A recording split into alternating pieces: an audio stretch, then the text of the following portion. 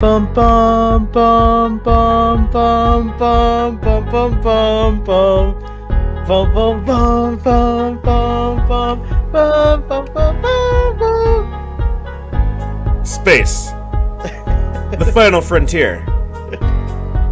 These are the voyages of the YouTube show Starfleet Boy. We're back on another exciting episode of Starfleet Boy, where we have a casual and informal conversation about Star Trek. Today we're focused on Star Trek, the original series, Season 2, Episode 1. All right. Amok. Is it Amok, Amok, or Amok? Amok Time. Amok Time. It's like when you're running amok. It's like this is that time. This is the amok time. Oh, the time of amok. Oh, duh. I've run amoks many times in my life. Ruben, you got a haircut. Yeah. Did you do it yourself? That's awesome. Ruben's making faces. Why are you making faces? What do you mean? Are you okay? It's my face, so why are you making fun of me, Kyle? Don't trigger me like that. I'm gonna choose you to fight for my mate. We're the most logical society in Starfleet, but we fight for mates like animals because reasons. We'll discuss the paradox whenever you guys want. But and you can choose my random friend who came to watch to fight for me because reasons. I haven't watched this episode in so long. I was watching it, I was just like, what in the hell is going on?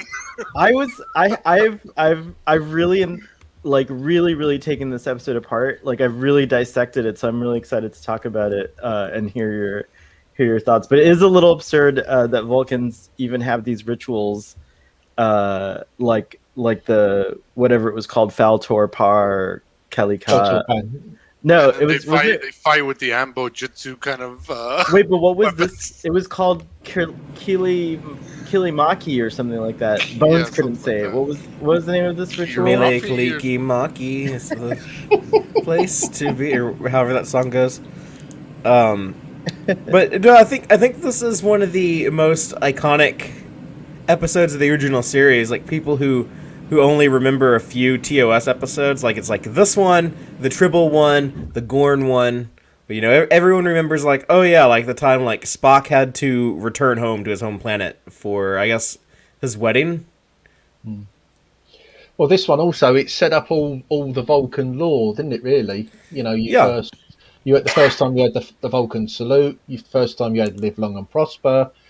Pun Far was the first time anybody had brought it Seeing up. the planet. This is the first time we've visited a Federation world other than Earth. Yeah, totally. I love the bright red sky. By the way, I'm not wearing my blue uniform. I'm wearing, because this is like the episode I would have chosen to air on Valentine's Day. So I'm wearing my You Stun Me romantic shirt because of this episode. If we're going by like the air date order, this is the first season 2 episode, so it's also the first time we have Chekhov on screen. Right, and he was wearing a wig similar to mine. With the Davy Jones wig. Your wig is good. Walter Koenig was in when he got the job was. Chekhov looked like he had a family of tribbles growing under his head. Yeah, he was instructed to grow his hair out.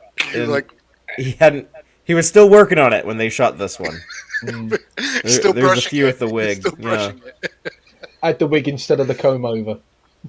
Yeah, it was probably like some studio executive or some network dude was like, oh yeah, like it looks like the kids are into this longer haircut. So if you could just like grow that out a little bit for us, we'll just slap a wig on there. Yeah, that's what the kids are into. The monkeys are doing really Mickey well. Jones the monkeys or Davy Jones. Yeah. Yeah, Davy Jones. Yeah, the monkeys are doing really well. You need a haircut like Davy Jones. Right. We need a character who looks like like a beetle. I watched the monkeys. I think they were still on, but I think they were in syndicate. When did they go off the air? The monkeys, you guys know? Monkeys. No idea. Well, they probably. We can look this up. We have Google. Hey Google, what year? Oh no, I don't have Google. Shit. Hey Siri, what year did the Monkeys show end? The Monkeys had its finale on Monday, the 25th of March, 1968. Oh no, so it ended like No. that's It was like way before I saw it. No, I saw it on Syndicate. I thought it was still okay. airing, is what I But thought. before this aired, Yeah. Yeah. That's cool. like this would All have came right. out during like the final season of that, I guess. So that's awesome. Davy Jones is extremely popular. Was extremely popular. He was kind of like the Harry Styles of his time, if I'm not mistaken. Is that accurate? Do you guys know who Harry Styles is? I've never seen Davy Jones wear a dress or be I mean, he androgynous. was. Or, That was there's a funny Brady Bunch episode where he comes yeah, out. Oh, that's right. Yeah. And doesn't he come back in the movie, the Brady Bunch movies, the parody Maybe. ones? Maybe. Are those movies parodies or are they like reimaginings? The new I Brady call Bunch them movies. reimaginings with a hint Alright. of like kind of like, you know, It's like Star Trek Kelvin. Yeah.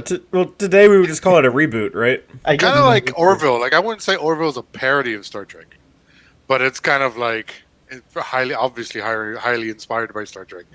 Whereas I guess it's a different comparison because this is like a reboot, but I don't think they were like meant to be. They were meant to be like make fun of the whole thing for sure. I guess a parody. Yeah, I guess sure it's a parody. I'm just gonna be quiet now. Daniel Ceo's here from Chicago. You know, you're fine. I went I'm off on that suffering tangent. from my illogical palm far right now. I apologize. I went off on a weird tangent. I need to from find Davy my Jones. best friend and put him in Mortal Kombat against someone else for the love of my wife. I think it was awful that the Vulcans were not forthcoming about the danger. Like later on, like at least McCoy is able to choose the danger, but they're just like, Kirk, this is like a very private, thing. You can decline if you want to. And it's not till he's already got the weapon handed to him and he's like thinking, okay, great, this is, awesome. And then T'Pring's like, well, this is a fight to the death, like, and actually he does. Captain Kirk does that like turn around like WTF face, and the camera zooms in on him, and I loved it. It was awesome. you half expect them to turn. Oh, did we say that? Oh, sorry, we forgot to mention that. It's to the death. Daniel says this is my absolute favorite episode about my favorite character. Daniel, who's your favorite character? Oh, Spock, duh. Yeah, it's all about Vulcan. Yeah, it's all going to be his favorite character's Kirk. Yeah, Bone-centric episode, wasn't it? Sorry, I came to it. That's cool because Ruben. I didn't understand. I get you that this episode's logical, but I feel like you still like it because of its. Oh, I love it. Right? Okay. That's what I Spock thought. is my favorite character too. So yeah, and probably all fiction. So like, it's. I mean, it's the whole bit with why do you want, why Ston, and it's everything, and everything she goes, and right at the end he goes, it's pure logic, and I go, no, that's not logic. That's total emotion.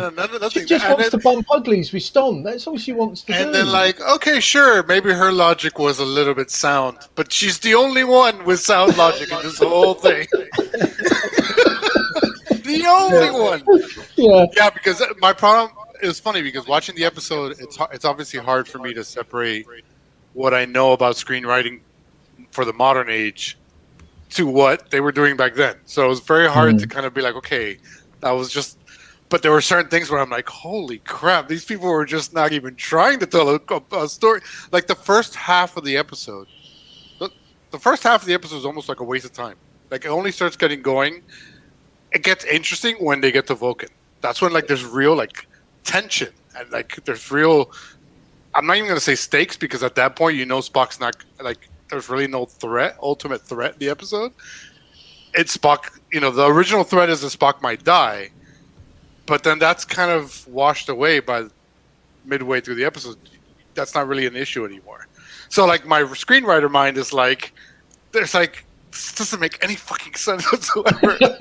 This is a completely illogical story from start to finish, but I still love it because it's so ridiculous. And what was up with Spock's room?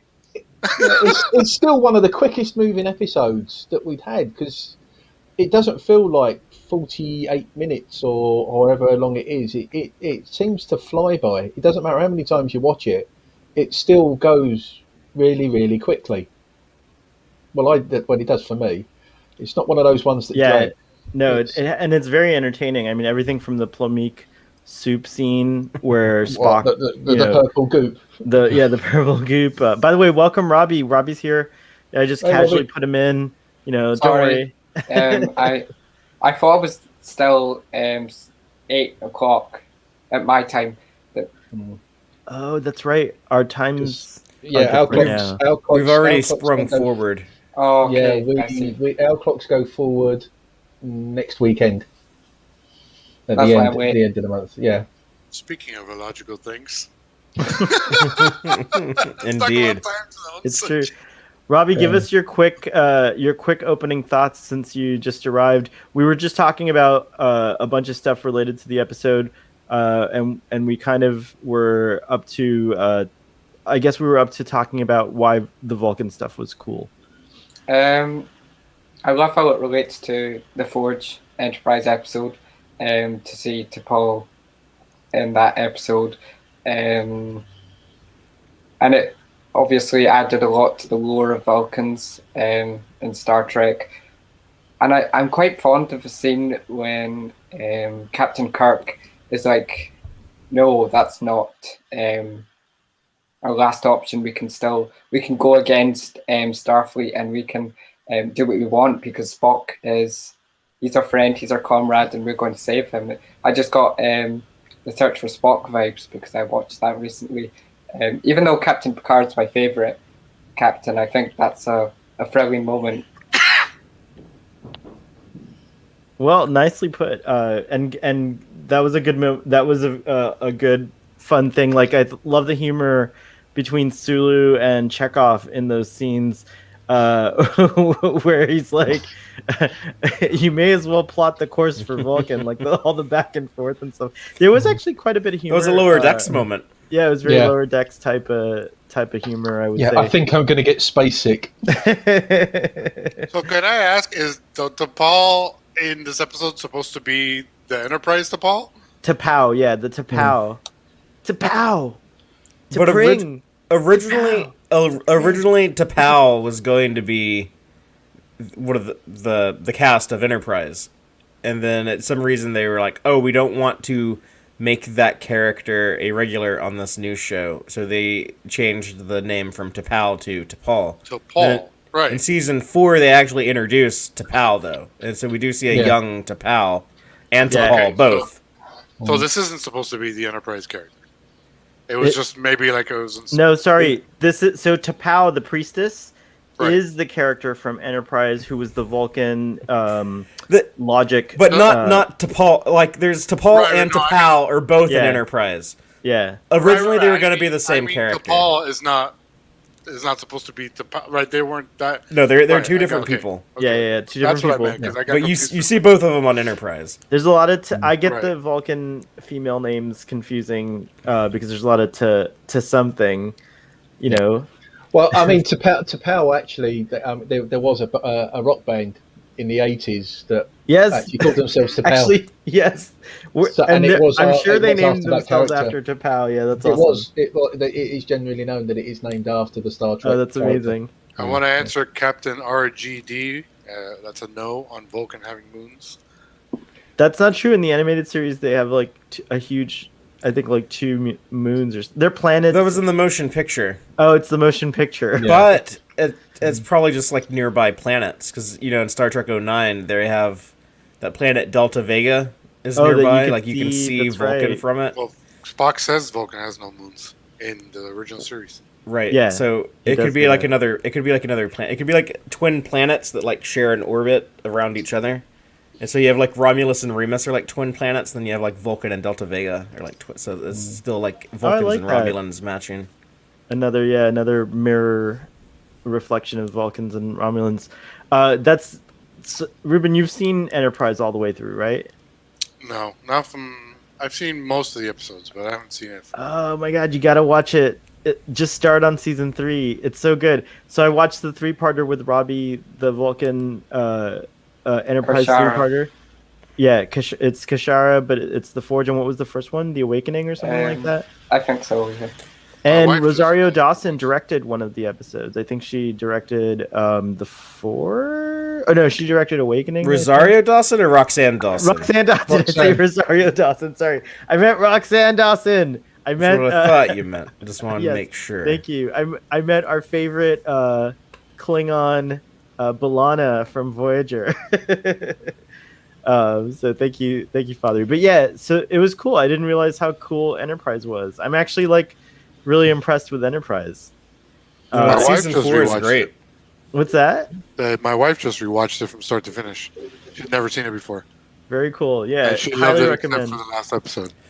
Yeah, well, I actually loved the last episode to spite Enterprise fans before, but now I'm probably No, gonna change. no, my you mind. don't.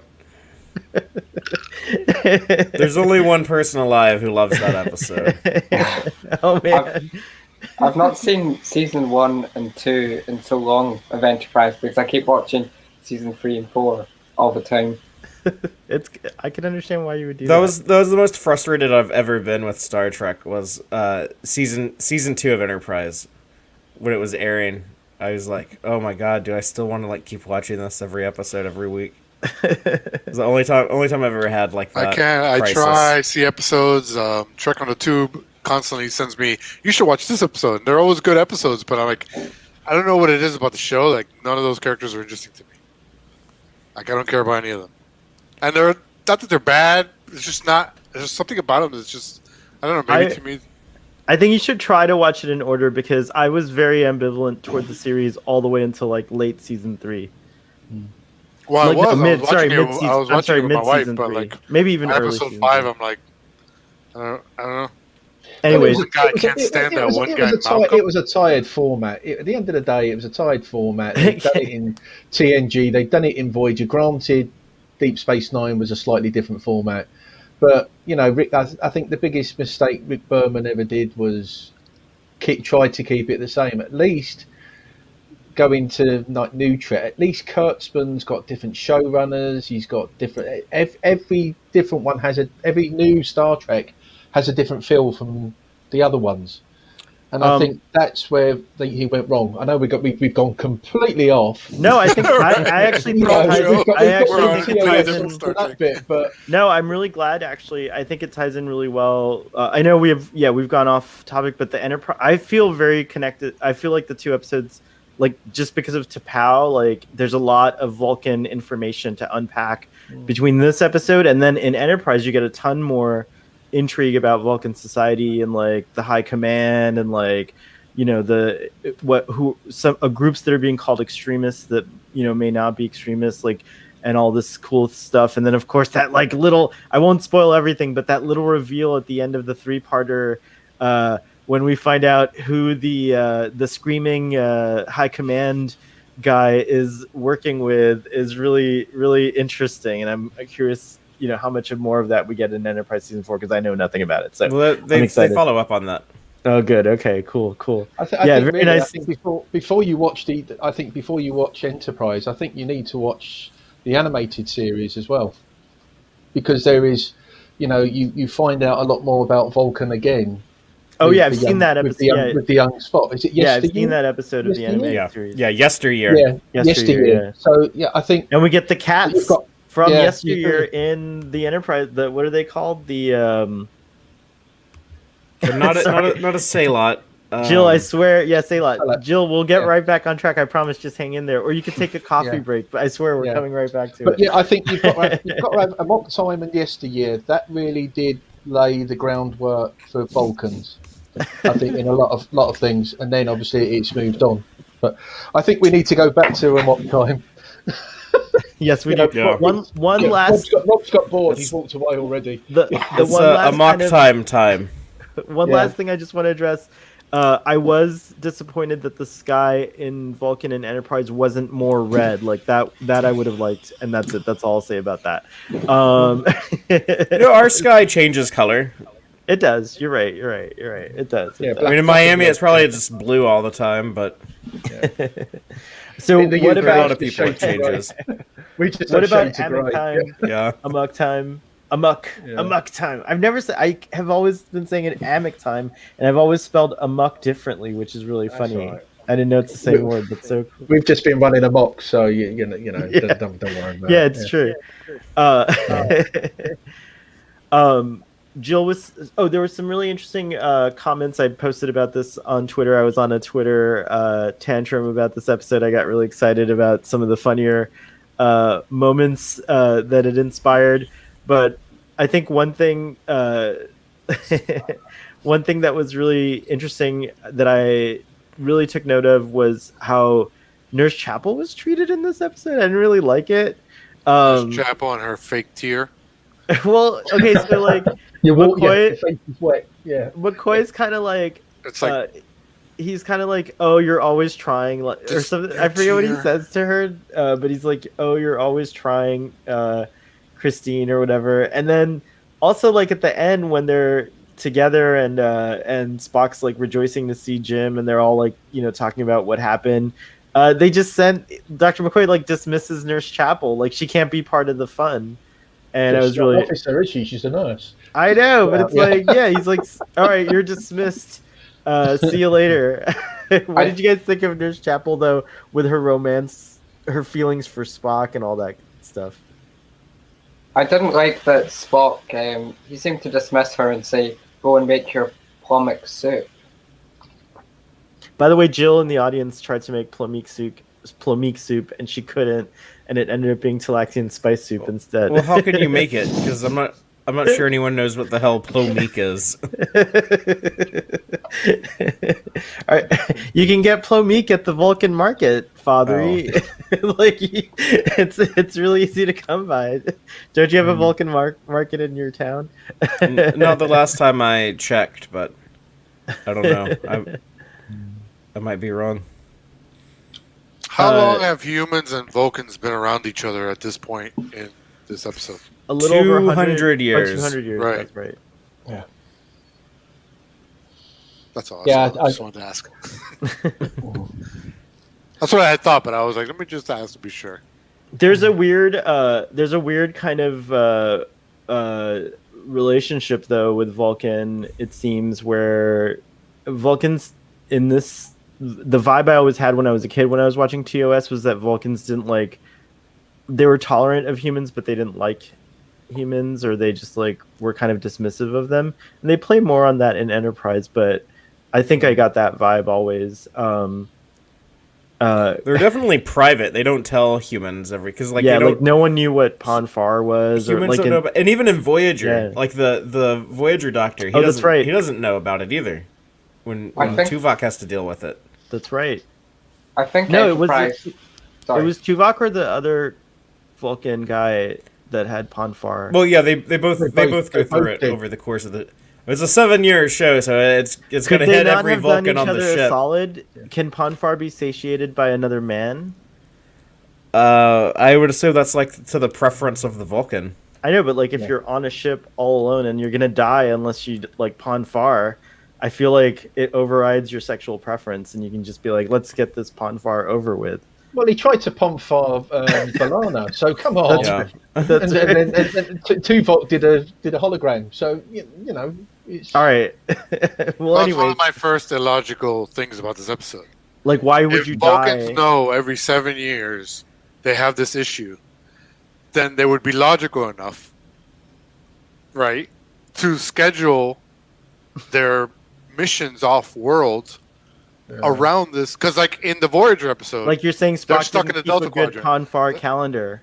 right? like, Spock yeah, like would he have known should've- this ahead of time. McCoy, as his doctor, I feel like would have known too. That's one of the frustrating things I found about this episode is that the entire first half is like, what was I wrote it down? Hold on. Spock, I need to go back to Vulcan. Kirk, why? I can't tell you. Bones, Spock is dying. Kirk, why? I can't tell you. I love that scene where he's like, "Aren't you a doctor?" like, what are you? Aren't you a doctor? You know, and then I think there was another moment. Oh, no, then there was the issue with like, again, the non kind of thread in the story. And I'm just like, I love the episode. Don't get me wrong. So I'm just looking at this from like a story structure No, you're kind 100% of writing right, point but of view.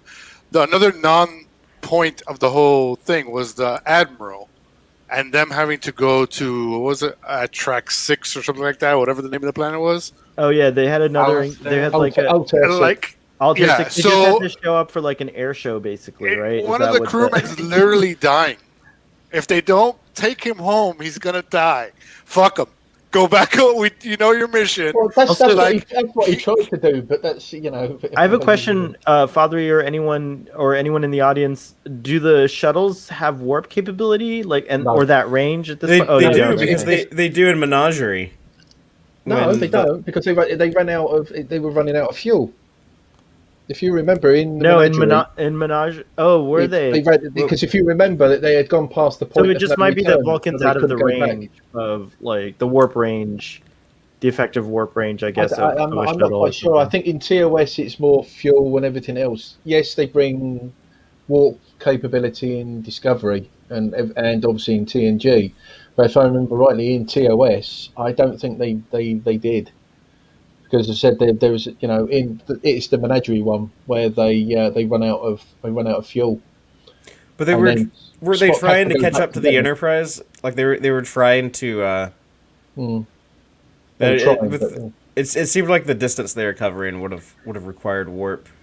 yeah. I get the impression it was like I get the impression some of those things were written for gags, and they still land. I feel like to me, like you know what I mean, like, but but it is illogical from the sense of like Ruben, you're 100% correct, but like Spock's kind of like a bad.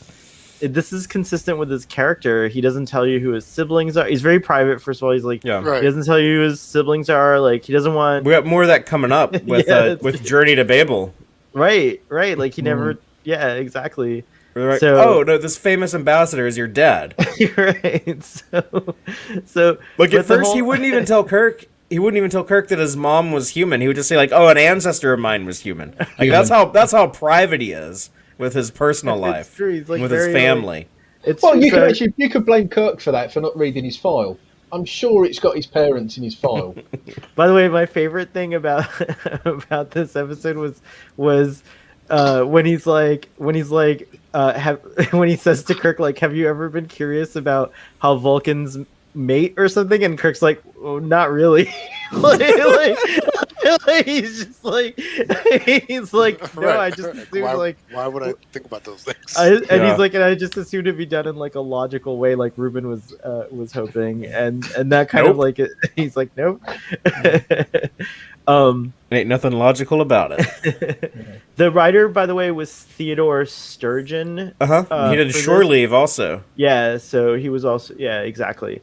And then the director, I think Joseph Pevney's done a bunch of Star Trek original series episodes, if I'm Yeah. not mistaken. So, and then just real quick, who was it? Stan was played by Lawrence Montaigne, and we got to talk about Stan at some point. And then T'Pau was played by Jill was nice enough to tell us earlier.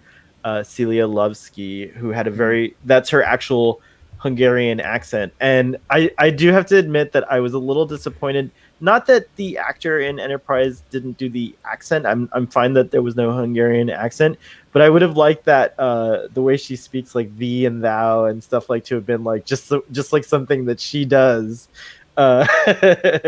But I'm pretty sure it's just a formal during ceremonies that Vulcans would speak in that manner, in that sort of like, formal way. And then she probably once the ceremony was done, she's like, all right, girls, let's go get cosmopolitans at the,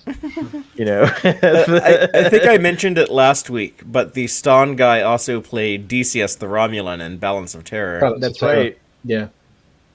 That's right. Yeah, you beat me to the punch. I was going to mention it, but you got there. Was that there's about halfway through the episode, there's a super close up of the Enterprise going across the screen. I love that. Is that a new shot? No, they did. The classic series had similar shots to that, but I always remembered on TV they would be like semi see-through, or just like kind of, and they would go by a little quicker. So I definitely think that like the remastering turned it into more of a like a. You actually get to see more of Vulcan in the remastering, because before they would just transport down and then walk on, but in the remastered you actually get to see the more of Vulcan as they go into that part as well. They base it on Yesteryear, right? Yesteryear, yeah. Like Yesteryear, yeah, they did, and I think also Search for Spock, because if you had that tool bit, because after Search for Spock, when they were doing reintroducing Spock's brain. We visit Vulcan a lot. after this. Like this was the first to do it, but we do visit the planet a lot after this. Yeah. TNG, we see it in Voyager, Enterprise, the animated series, Discovery. A kind of Discovery season 3, like they go to it and then don't beam down, but they're in orbit. Navarre. Yeah, Navarre, which is now Navarre. Plomeek Purple by Sherman Williams says it is a very unique purple. Given how private Spock is, it must have been excruciating for him to admit what Ponfar was about. Oh, yeah. He's totally embarrassed by all of this. Like he does not want to talk about it. Yeah. But I was very, very, very, very. One of the saving graces for me about this episode, which I think makes it go from probably what could have been just like a less great episode, is some of the performance notes from Leonard Nimoy, and like what he does, like with the, later with the blood burn, and just like how, like what he channels in his performance is very, very cool. And it was always one of those things that I imitated when I was a kid to try and like, like to do all his like gestures and like just all that stuff. And then also this episode brings about one of the best, my favorite GIFs that I love to use is this little animation of a guy pushing a button. He turns over his keyboard, pushes a button, and it's Spock, or it's a Spock or something like that, and then he walks over and smashes the monitor. I love that when he smashes the monitor. Yeah, absolutely. One time I was in a bar with a friend, and this episode was playing on the TV. It was muted. Yeah, it was just on the TV in the bar, and I said like, "Hey, y'all, watch this. He's about to smash that monitor." And then like that's when it happened. He was like, "Bam!" And it looks kind of. It looks kind of fake how it just like caves in on itself. Like you could tell, like it's not like a real piece of electronic equipment. And I remember like piece of plastic molded into a computer. Yeah, but I remember watching this in like in the 90s before they did the remaster, and thinking like, what if it was like when they were doing like the Star Wars special edition? And I said like, what if one day the special effects technology got like so easy to do that? What if they did like a special edition of Star Trek the original series, and they could like CGI this to like look like a more realistic explosion? But I was like, that'll never happen. They'll never like remaster the entire all 3 seasons of a TV show. There's no way. And then like 10 years later it happened. Yeah, and then what did they do? Yeah. They remastered it. It's awesome. I still wish they would have a toggle where you could watch the original version. I know that would be really. I believe they do. The Blu-ray. The Blu-ray does. No, I meant on Netflix or. Yeah, it would be awesome if there were features like that, or on Paramount Plus. They should do that on the streaming. Yeah. So did anybody pick up the continuity error in the ceremony? Did anybody pick it up? No, I didn't pick it up. When obviously it's Spock's just going to go there to do the gong to say, right, okay, it's doing there. He starts walking, and then T'Pring starts walking. Then it cuts back to T'Pring going, oh, I've got to start moving. And then she moves again, and then she gets to the bit saying, nope, it's the challenge. If you actually watch it, it's just the smallest continuity error, because she actually starts walking, and then they cut to her saying, that's cool. I didn't notice that. Now I have another good reason to rewatch it and pay closer attention. Did she have a T'Pring in her step, Ian? Did you notice? I think she did, yeah, because she actually beat Spock, because Spock could have walked about 100 meters by the time she really would have got there. Thanks for letting me do that dad joke. Yeah.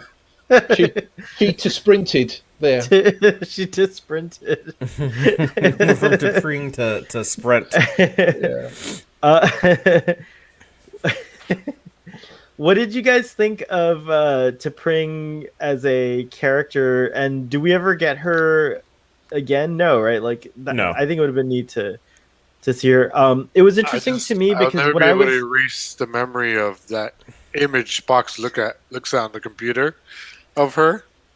Oh, when she's a child. I didn't remember that, and so when it happened, I was like, "Oh my god!" It was like, but terrifying. that's what's terrifying. Their custom is that they're like betrothed from childhood. Which, by the way, when I was young, my parents would threaten me and say that they've already married me off to a young woman in Pakistan. when I was like 7 years old. So Was that when we went over there and you made me fight to the death? That was a bad day. Yes. That was a terrible day. As a Pakistani as an Asian from Pakistan, I can relate actually a little bit to the illogical customs of the Vulcans, because that is a custom that is still very much in employment in parts of India and Pakistan. So I was very afraid of who my T'Pring was when I was a little kid. So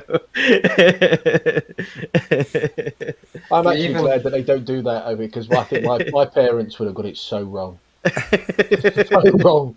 It would have been like that, Married at First Sight, where they all get divorced about 3 months later. I think that was for me. That would have happened. That's basically what happens here. Is T'Pring's just like This episode reminded me of 2 TNG episodes. One was, the weapons reminded me of the Riker and his dad. The Lurpa. It's called the Lurpa, right? Yeah, the Lurpa and the Ambojutsu weapons that they use. It kind of looked like the same thing. And it reminded me of everybody's favorite episode, Code of Honor, where Tasha fight and the woman fight for the right to whatever. I was like, fake death is very. Yeah, so instead of two men fighting over a wife, it's like 2 women fighting over a husband. How to tie in the worst Star Trek episode ever. That's what I'm here for. One of the best. That's what I'm here for. But it's 100% true. They use it also it shows you the evolution of kind of storytelling, because and obviously Code of Honor is a terrible episode. But the fake death in this episode, Spock strangles Kirk. You can't inject your way out of that. There's only one way for humans to breathe. That's it. There's no gills. There's no... he strangles I actually Kirk. think the science is... No, I know, but I actually think the science is solid. Okay. Because what happens is Bones is able to keep the brain alive for longer than it normally would. And he can heal the injury from the strangulation. Like, he could heal Kirk's esophagus and everything else. He was able to make him pass out sooner, and he was able to make him pass out sooner before he would have actually been strangled to death. And there was enough time. No, 100%. That's the science. They explain it in the episode. It's Spock with the strength 3 times more than humans, with his hands around your neck, crushing your windpipe. It would have only been.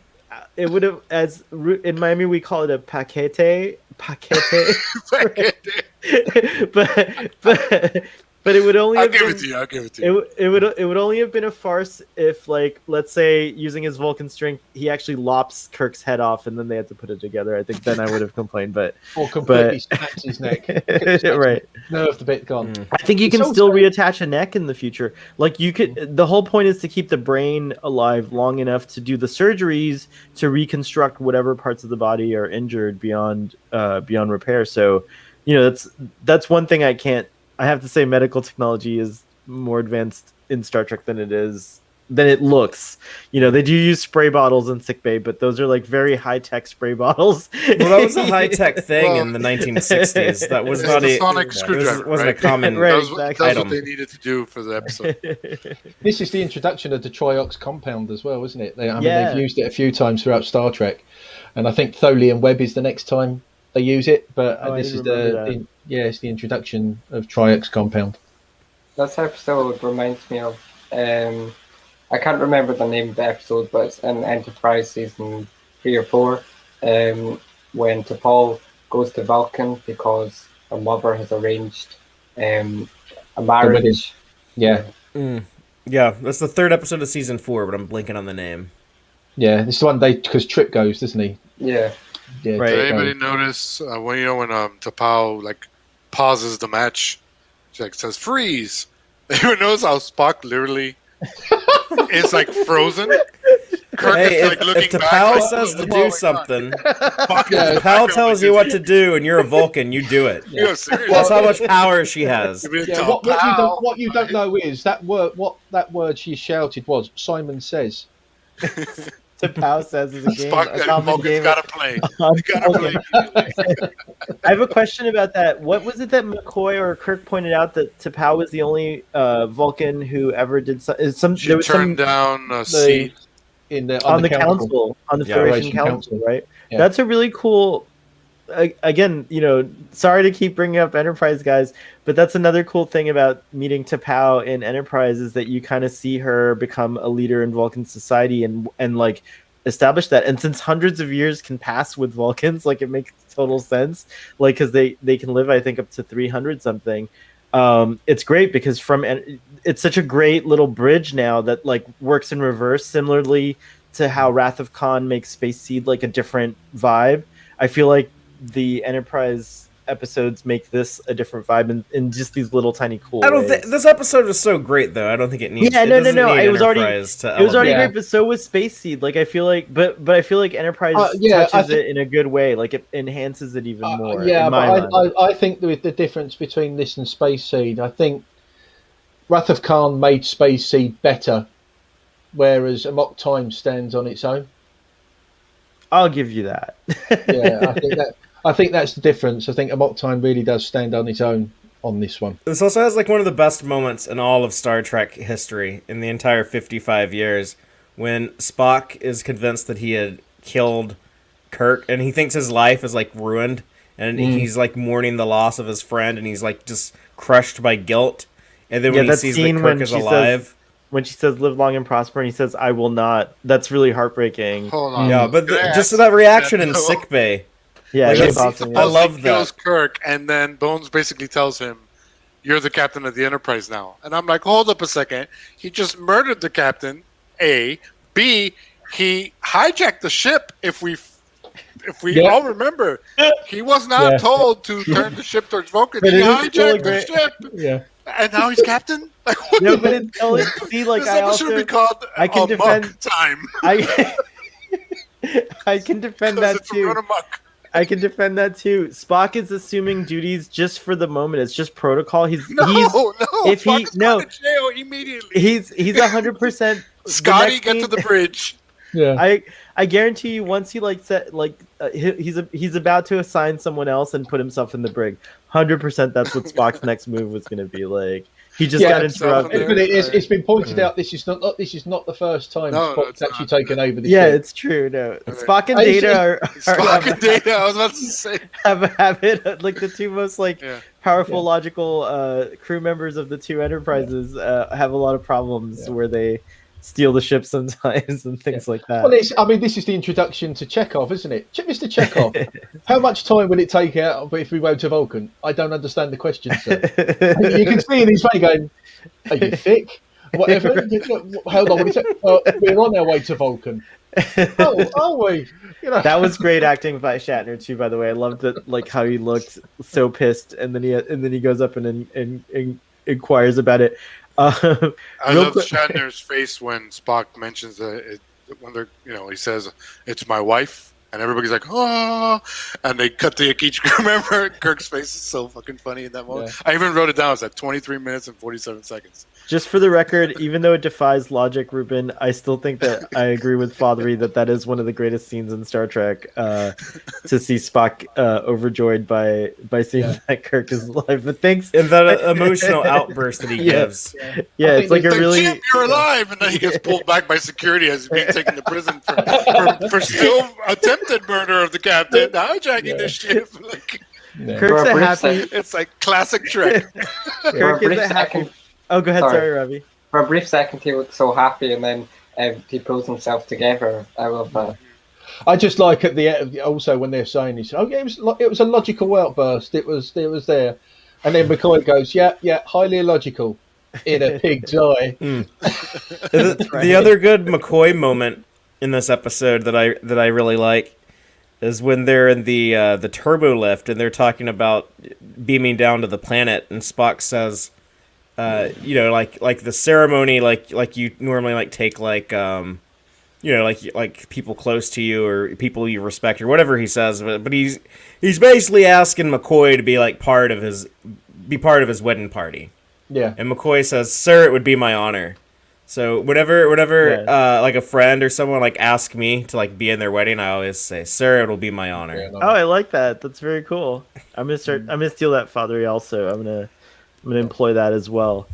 I think Uh, there's one bit also I think that is Shatner does really well. It's the bit where he's going and they're going to choose who the champion's going to be.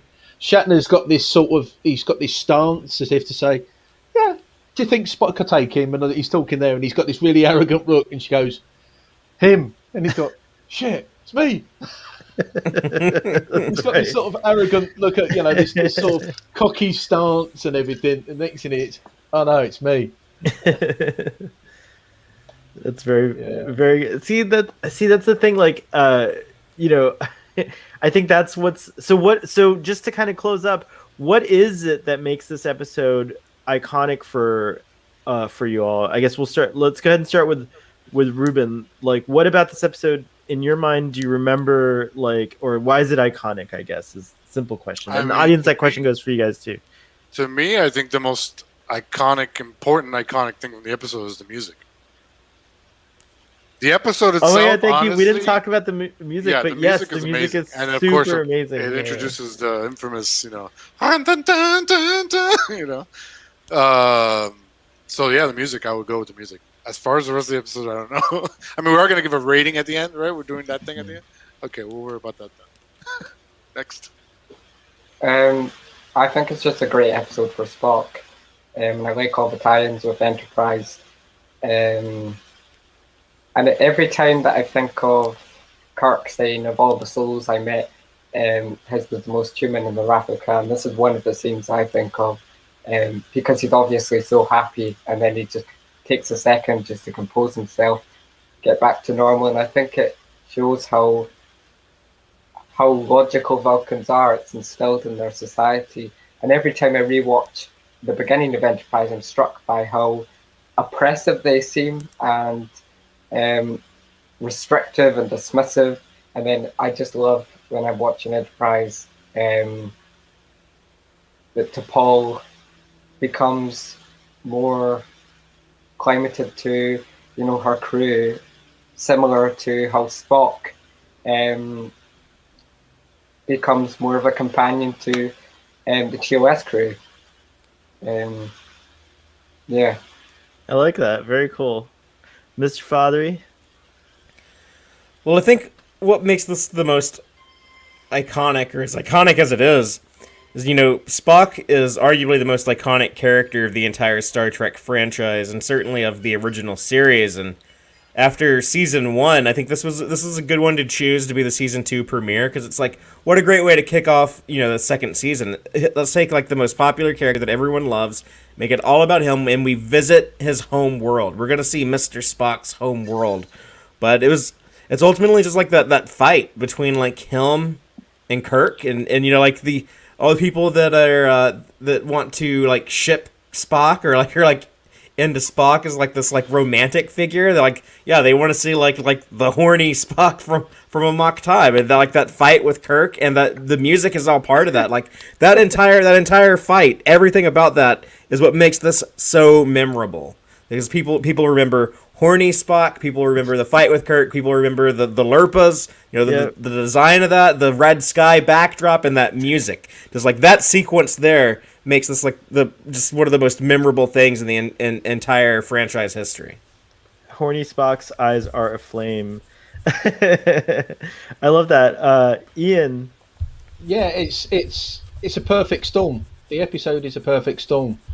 It's, as I said, it lays out an awful lot of lore of Vulcan. It's got the perfect music. It's got that. It's also the butterfly effect. It's everything you think about. You start seeing about Vulcan really does sort of come out, is born from this episode. You're saying about, as Robbie was saying, Enterprise, the Wrath of Khan, Search for Spock. All of it is all centered. This is that drop that really does come out of this episode. Without this, we would never have this. We would never have Live Long and Prosper. Yeah, that comes later. That comes later. But yeah, I know. Yeah, or before. It comes Yeah. in Enterprise. Yeah. So But yes, it's later. for me. It's that bit. You've got all that, and it is. And this is on it as a standalone episode. One of the iconic ones of Trek is, I think somebody said this is up there in some top 10 episodes of Trek of all time, maybe. It certainly is. I think It's it's regarded as like it's very well regarded as It's far as always that. rated very high on Yeah, different very high. lists Yeah. and whatnot. Our comments will catch up to him. All of a sudden, like 100 comments came up. So sorry about that, guys. It wasn't refreshing on my screen for some reason, but I'll get to him before we end our discussion. But really, really well said. The only thing I want to add to what you guys have, all of you guys made like a great point, and I guess I have the fortune of going last. I set it up that way so that I could just take all the good stuff that you guys said and build upon it. But I agree with everything.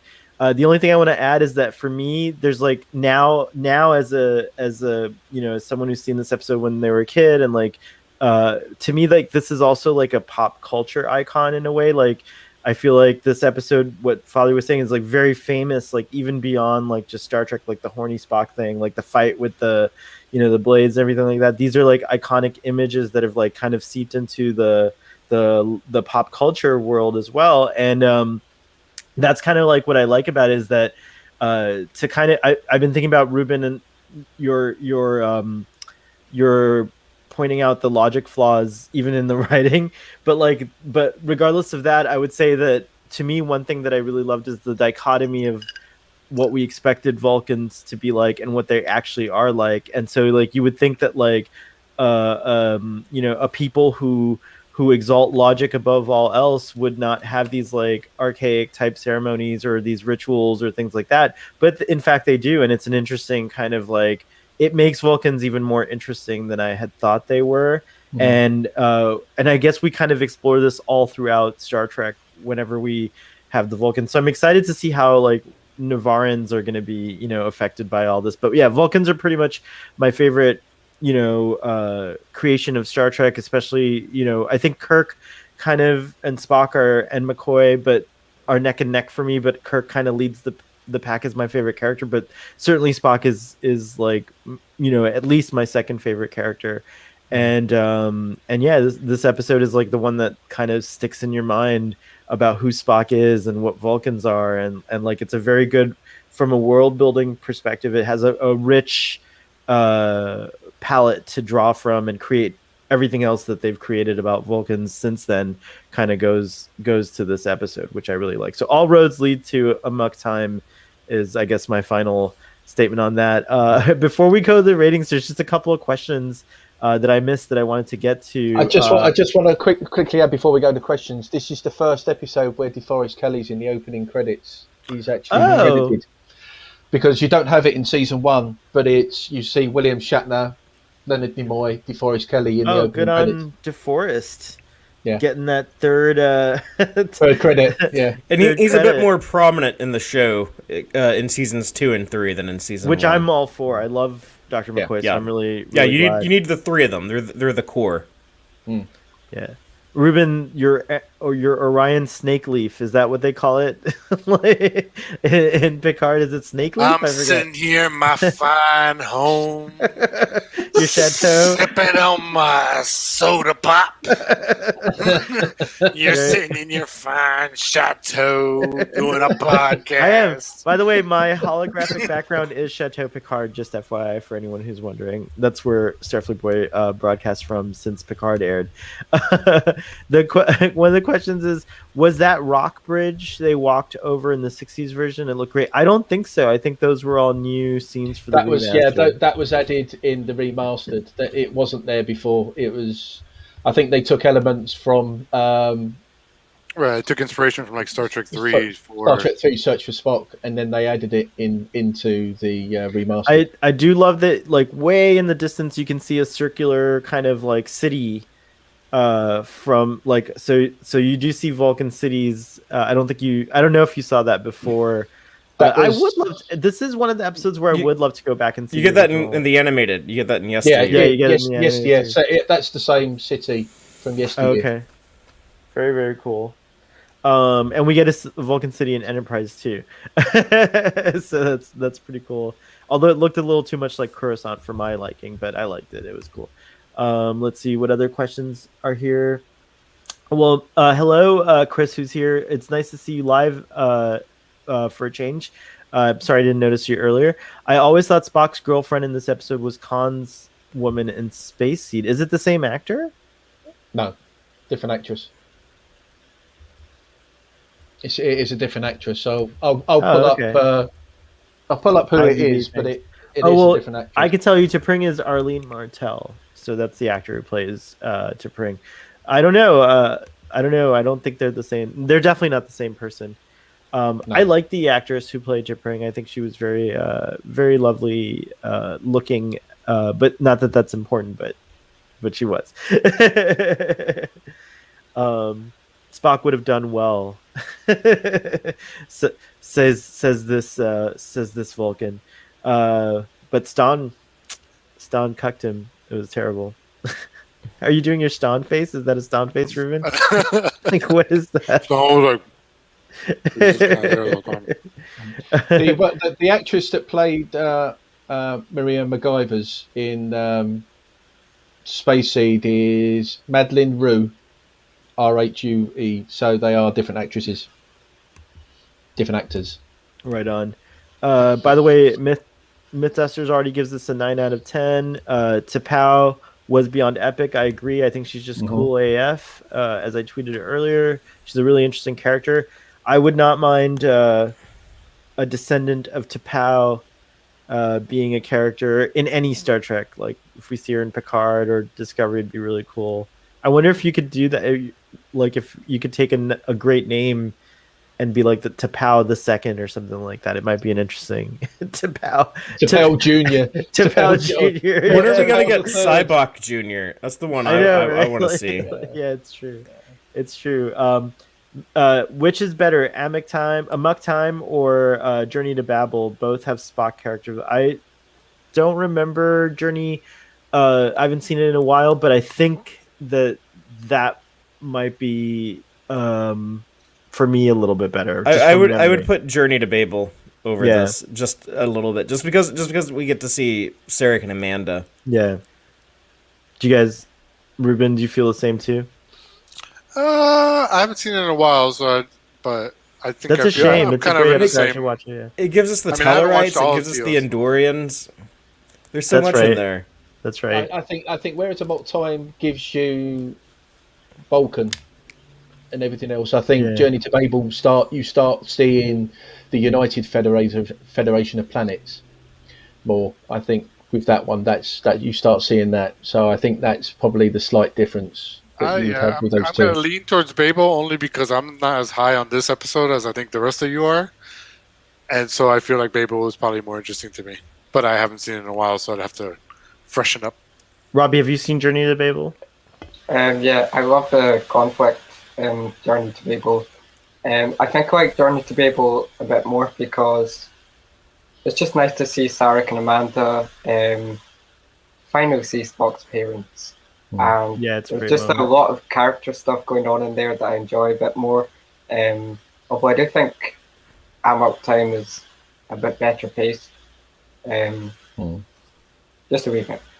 Yeah, I think pace. I think I'm agree with Robbie. Pacing wise, I think Amok has it, but I think there's more. I mean, there's Kirk Fu in Journey to Babel. How could you not like Kirk Fu? Chris says, I think what makes this episode so iconic is Leonard Nimoy's input into the Vulture. Yep, super I think good point. That goes without saying. Which show or movie shows Vulcan the best in your opinion? I don't like the way so far in Enterprise. I don't like the Vulcans because they're kind of bitchy and stuff. And even though they resolved that, like, I didn't like kind of like the how Vulcans were in Enterprise era, just like how they were. But we're talking about the planet, though. I think he's asking about the planet. I'm thinking about the planet. Sorry, my bad, Chris. As far as the planet, I guess the best version of Vulcan that is the Kelvin movie version. I love that Vulcan. I think Amok Time. I think because it shows so much. Mind you, saying that I'm thinking of the remastered. Yeah, and then Star Trek 3 and 4. I guess the little glimpses we get of Vulcan.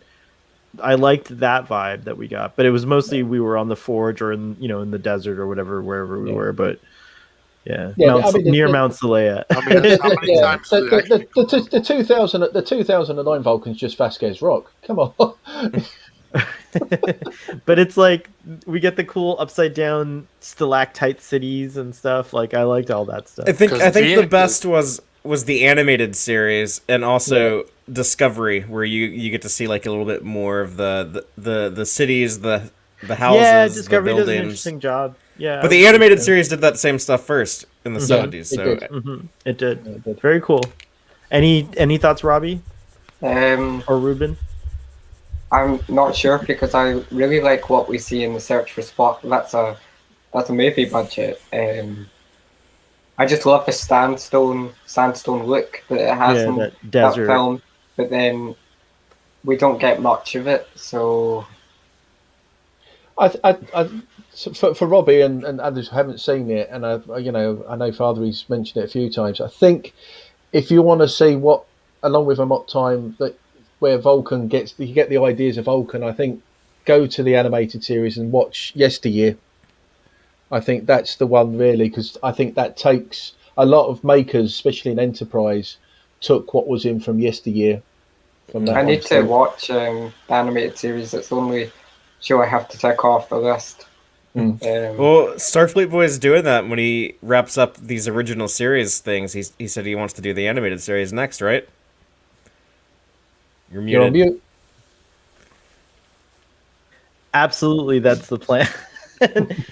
We gotta wrap up soon, but just a couple last few questions from Chris, and then our ratings. Which Trek show or film shows? Oh, we did that. How did we went back to that? That's weird. I just want. I don't really have an answer or an opinion.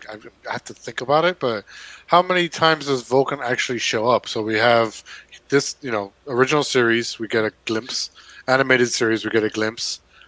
A couple of the movies we get a glimpse. The motion picture, Star Trek 3, Star Trek 4, and then TNG. We only get that one moment where they're like in a cave with the thing, right? Like, they ever actually show. No, we go to Vulcan to see Sarek where he's dying. I think that's on. Right, but it's only like a room, right? Yeah, it's like an office building. They have an office building aesthetic on Vulcan. Right, they don't really, because they show Klingon like Kronos, like.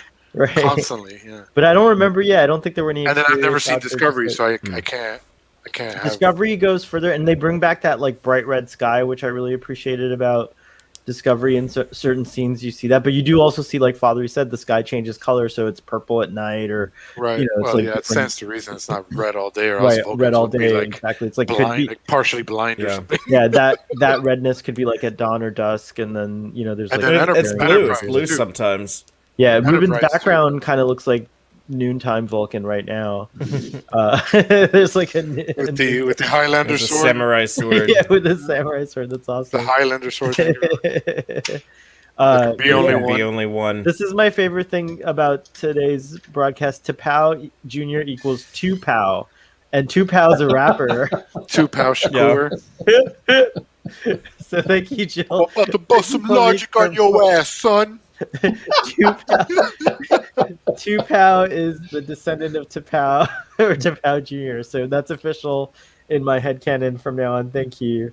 Yo, Jay Kirk, turn my headphones up. We'll go off on that. So my rating for this episode is just a 10. I know, but it's just gonna get a 10. So okay, next person, go ahead, give your ratings, Ian. 9. I'll give it a 9. 9, awesome. Fathery. I'll meet y'all in the middle and give it a 9.5. Why don't you just meet me in the middle? Sorry, Robbie. You're on mute, Robbie. I'd give it an 8. 8. And Rubotnik. First of all, let me preface this by saying every TOS episode's a 10 automatically. Okay. So all right, cool. let's just get that out there. I don't care. The worst episode of TOS is still better than most TV. Nice. If I'm trying to be like objective about it, and Yeah, like, I'm give thinking your- about like your somebody who's non-10 never rating. seen Trek coming Yeah. into this episode, I don't know. It's very weak in a lot of ways to me. I guess like a 6. All right, it's above 5. I'm okay with that. Just not that I have to be okay with your rating, but but six sounds reasonable. Very cool. So I'm not going to do the average, but it's probably somewhere around 10. But audience, Oh, we had thank what? you. 10, a 9, a 9.5. That's 28.5. We had 8, right? So that's 20, 8 and 6, 36. And then we had my 6, so that's 42 divided by 5. So you got 8 point something ish. There you Yeah, go. but if it's Starfleet Boy, it's Starfleet Boy logic, so it's 10. Right. but Plus it's a Starfleet logical Boys, logic. yeah. I have the same logic as the Vulcans, Ruben. You know, they have like Nice. plus or minus, but in Starfleet Boy, it's always just plus. Plus 5. Real quick shout out to the graphic designer that does all our graphics. You can see our new background is blue for this season, and all the graphics for this season will also be blue. I forget off the top of my head what's the next episode. It is... Uh, oh, blimey. That's so terrible. Hold on, I even started watching. Is Who it- mourns you're- for Adonis? Who mourns Who mourns for Adonis? Oh, Great. yeah. Great. It's okay. it's actually you actually say it like Adonais. It's not Adonais. Adonis, Yeah. but everyone gets that one Adonais? wrong. Yeah, Adonais, yeah. I didn't know that Adonais. for many years, and then I learned that like Holy 10 years shit, ago, and I was like, congratulations. oh, I've been saying it wrong all my life. Yeah. Who For mourns years, I for thought it was Adonais? Adonis, but it's Adonais, yeah. Dang. Look at Ruben's. You learn something new every day. He doesn't accept it. He doesn't want to. I'll be reading up on that after we're done here. He doesn't believe that it's Adonais. It's only because there actually is an A in it. Adonis doesn't have an A in it, so... Look at that. Yeah, I We just missed see what you're it. saying now. Yeah. That's also one of those. I think that's I one do of buy those it now. like Mandela effect things. Maybe it changed somewhere along the way, but who knows? Yeah, I always thought it was spelled without the A, but now I see the A, so We see. I accept. It's like the people sitting on the mountain looking at clouds, and they were actually ships. But so Plamik gives it a 9.5. Awesome. So that's our next episode. Everyone, please go check out Ruben, who doesn't have a YouTube, but you can find him on Twitter as R Martian. You can also find him on his website, I believe, still, right? Which is Ruben-Writes.com. Ruben-Writes.com. Do you want to promote anything that's coming up that's timely for anyone who might be watching this? More interviews on Pop Axiom if you want to read interviews. I have interviews on RueMorgue.com. When are you going to interview us, Ruben? Starfleet Boy. When are you going to interview Starfleet Boy? Finished feature film. Trying to avoid the question. Finished film. Yes, Danis, what was it? Adonais? Adonais, yes. Very nice. Earl Grey Trekkie can be found on Earl Grey Trekkie on YouTube as well as Twitter. And tune in tomorrow for another premiere video in his ongoing Doctor Who discussions. And I just watched the episode. I can't remember its name. Not a very good episode. What was it? What's the name? The Long Game. Thank you. The Long Game. It's gonna kill me. And this is the longest episode. No, it's actually we're pretty good on time. The Long Game. Go check out Text Trek. Fathery just released another discussion. He's doing it. Well, he just did a Babylon 5 season 1 live discussion last night as part of TQIF. It was very cool and fun to watch. I highly recommend it. Ruben, you watched Babylon 5, right? Yeah, when it aired, but not since. So you should go watch the discussion. I'm not remotely qualified to talk about No, but you should go watch it. I'm actually rewatching it right now. Maybe you and I could team up and do some rewatching together because they remastered it. I've actually just started getting Babylon 5 because everybody's going. It's been seemed to be quite a topic on Twitter. Yeah, So somehow it's getting a nice. Finishing my if yearly you- rewatch of Buffy the Vampire Slayer.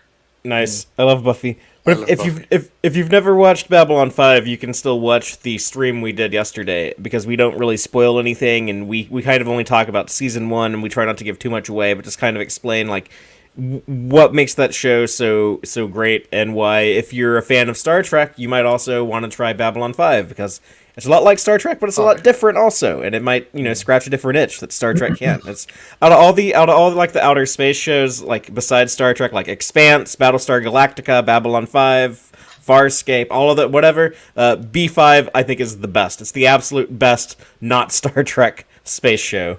I think PJ would disagree with you. Yeah, PJ's disagreeing, but PJ has been disagreeing a lot lately. I did enjoy Babylon 5, from what I remember. I remember back in the day, and even though I appreciated them trying the CG effects so early on. That's why I couldn't watch it back then. It freaked me out. Like, it's too much too soon, guys. Yeah. I couldn't handle it. Pull it back a little bit. I appreciated that it was the video toaster because that was something we used in our high school TV production class. So it was really awesome. I think you were in the TV production, right, Ruben? No. Oh, okay. But you remember they used video toaster? I remember video toaster very well. And all the fun things that came out of it. So yeah, definitely check out Tex Trek, and then we also. Can I add one more thing? Is that next week we're going to the other space station that we all love and doing some Deep Space Nine talk, and that'll premiere Friday night. Where's Babylon 5 available? It's on HBO Max in HD for the first time ever. Yeah. I like how you said it just like the announcers do. In the land. And then, of course, last night we also had, thank you for taking the helm. Our air conditioner broke in our house, so my computer kept shutting down from overheating. So I was on my iPad, so Father really led the show last night on Starfleet Boy After Dark, and it was really fun. Oh, and a quick announcement, Starfleet Boy After Dark is getting its own channel. I'm so excited to announce that today. So future, it's not going to change anything. Like, we'll still post the links on, where they are, and they'll still be part of TQF. But it's getting its own channel, and we're going to slowly migrate the backlog over to the new channel. But all new episodes moving forward will be on a Starfleet Boy After Dark channel. So please help me by subscribing to that channel when I give you the link, guys, because once I get 100 subs, I can actually name it something cool. So that's my first milestone, I guess, for Starfleet Boy After Dark. And it's going to also offer a lot more experimentation. I'm going to do some, kind of like new things for Starfleet Boy on that channel, like scripted content and things like that. So we'll see how it goes. But yeah, that's the announcement. So Father, you'll be next time we are on Starfleet Boy After Dark, you'll be on a brand spanking new channel. It's so exciting. Cool. And then of course check out Trek Cat, who's also on YouTube. Yeah, we're all YouTubers, bro. Except you. You've YouTube, Instagram, Twitter, and Ruben, you can make content for the new Starfleet Boy After Dark channel. I told you I'm going to start my own channel called Starfleet Man. You should do it 100%. It would be I'm just going to talk shit about you the entire time. My whole channel is to talk shit about you. Did you see last night's Star Trek Boy? Oh God, another 10! Woo! I 100% will be your biggest fan and your biggest troll. I'll like and subscribe to that. Yeah, please 100% create that channel. I think it would be a great. I do have a Spock wig and ears too. I could do it all on a Spock wig and ears. You can do it. I believe in you. Brought that for this episode. I totally believe in you. This is what third grade props gets you. By the way, you get to be Ruben on my show. And so, I get to be the Q. Indeed. I just like to add that I actually have started writing articles now for the TrekSphere website. Excellent. And so I've got a few articles. A lot of them I directed at videos that I've done on my YouTube channel, but I do have 2 standalone articles now that are on there on the TrekSphere website. Very cool. I will go and have Siri dictate them to me immediately. All right, everyone, live long and prosper. Thank you for joining us. And I appreciate everyone who was in the audience. And sorry we couldn't get through all your comments today, but see you later. Bye.